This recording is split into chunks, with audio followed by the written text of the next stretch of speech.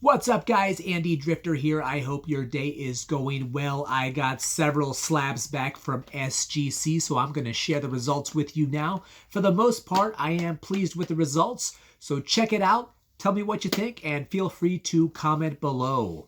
First up to bat is a 2020 Panini Spectra Illustrious Legends Auto Neon Green Prism, numbered 1 out of 10 of Hall of Famer Fran Tarkenton. Came back as a 9. They did not grade the auto because it was less than a 10. For those of you that are unfamiliar with how SGC do things, Fran Tarkenton, 18 years in the NFL, 13 of which were with the Vikings. He is a 9-time All-Pro and an MVP winner. He ranks number 14 on the all-time passing yards list with just over 47,000 yards.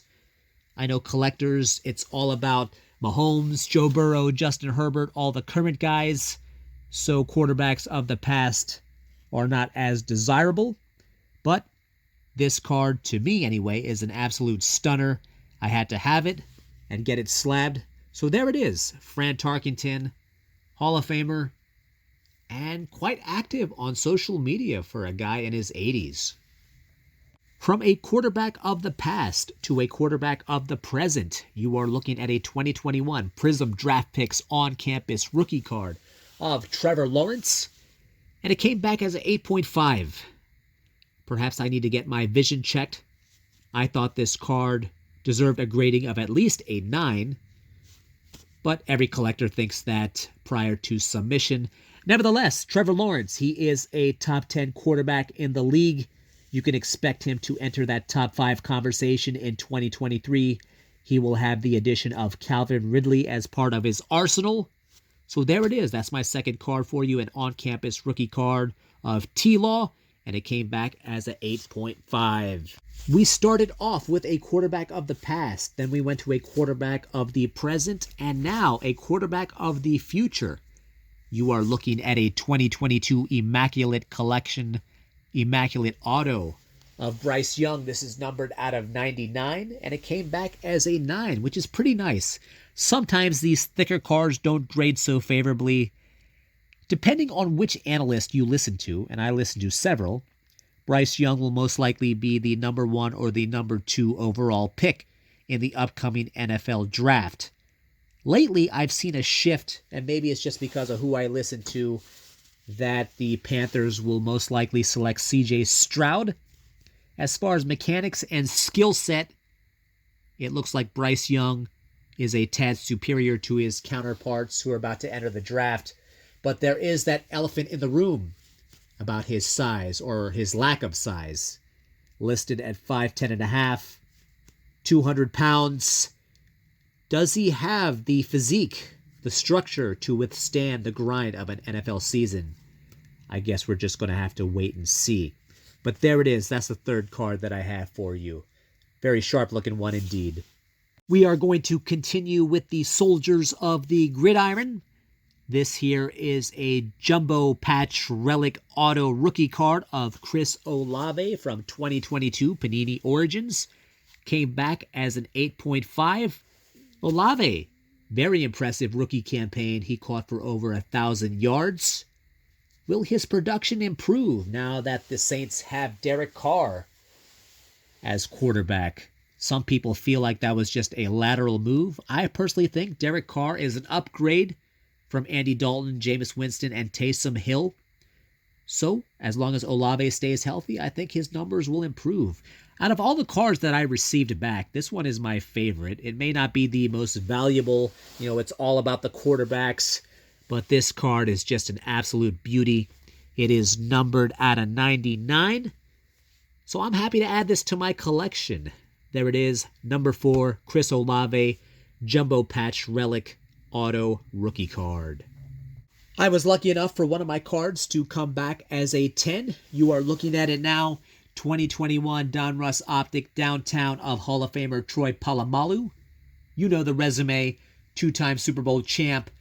8-time Pro Bowler, 4-time All-Pro, one of the best to ever do it, immaculate hair, and sticking with the theme of Yinzers, downtowns, and defense. 2021 Defensive Player of the Year, TJ Watt. 2021 Donruss Downtown. This one came back as a 9. Hopefully he can stay healthy for the upcoming season. And he, along with Kenny Pickett, George Pickens, can do some damage in the AFC North. Let's stick with defense, shall we? This here is a 2022 Leaf Metal Draft Black Wave auto numbered out of 10 of Kayvon Thibodeau, who had a very nice rookie campaign with the Giants. 4 sacks, 16 pressures. That includes that one playoff game. Expect him to build upon that in the upcoming season. The Giants, they are fully committed to Daniel Jones as their quarterback of the future. Guess we're going to have to wait and see how that pans out. And expect Thibodeau to be a dark horse candidate in the upcoming season for Defensive Player of the Year. I know Leaf cards, they're not licensed, so they're a little less desirable amongst collectors, but this card was pretty sharp. I thought it was worthy of a slab. They did not grade the auto. While I did see the issues with the Fran Tarkenton auto that I kicked off this video with, I'm not sure what the issue is.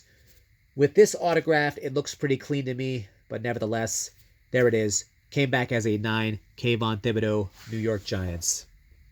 This card here is my one and only basketball card submission. It is a Zebra Prism Panini Select rookie card of Mikal Bridges. He started off the season with the Phoenix Suns. He was averaging just over 17 points a game. At the trade deadline, he was shipped off to Brooklyn in that Kevin Durant trade. And since then, he has kicked it up a notch. He is averaging almost 27 points a game over 20 games with the Brooklyn Nets. Right now, they occupy the number 6 seed in the Eastern Conference. They are headed to the playoffs, and Bridges is a big part of that. Another disappointment, this card came back as an 8.5. I thought it warranted at least a score of a 9.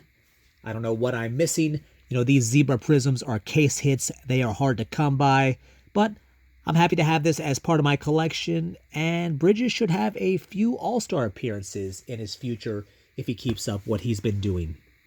Stephen Kwan had a very nice rookie season, batting .298 with 25 doubles and 168 hits to go along with 19 stolen bases. He finished 3rd in last year's AL Rookie of the Year voting, and he got himself a Gold Glove as a left fielder.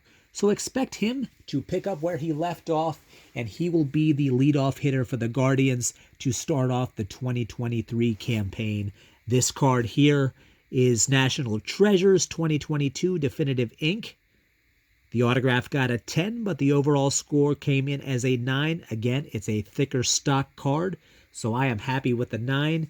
It's numbered 49 out of 49. So there it is, Stephen Kwan. Bo Bichette is about to enter his 5th season as shortstop for the Toronto Blue Jays. Over the past 2 seasons, he has averaged 190 hits, an .815 OPS, along with a .294 batting average. He has received MVP votes over the past 2 seasons. So expect him to continue what he's been doing. And if the Blue Jays make some noise in the AL East, he may finish the year with a top 10 finish in MVP voting. He is a shortstop who does it all. Hits for power, hits for average. He can steal some bases. His father, Dante Bichette, was one hell of a slugger. His best years, you could say, were with the Colorado Rockies. So here is an autographed rookie card of Bo Bichette. It is numbered out of 75, and it came back as an 8.5. And the last card that I have for you is from a woman in the octagon, Rose Namajunas, a.k.a. Thug Rose. This is a 2021 Immaculate Collection Marks of Greatness auto. It is numbered at a 99, and it came back as a 9. Thug Rose has a very nice signature, as you can see. She is a 2-time strawweight champ. It's been about a year since she's last fought. It was last year when she lost her belt via split decision to Carla Esparza. I don't know what the deal is and why she hasn't fought since then. As far as I can tell, there is nothing scheduled in the immediate future, but she does have plans to fight sometime in 2023. And when she returns to the octagon, it will be big news. She is a dynamic fighter, a fan favorite, and I am ecstatic to add this piece to my collection. So that is it for my SGC video. I want to thank you for watching. I just recently crossed 800 subscribers, a small milestone by my standards. So I want to thank everybody who's taken the time out to watch, comment, liked, subscribe to my channel. Let's keep it going. Have a wonderful day, and I will see you in my next video.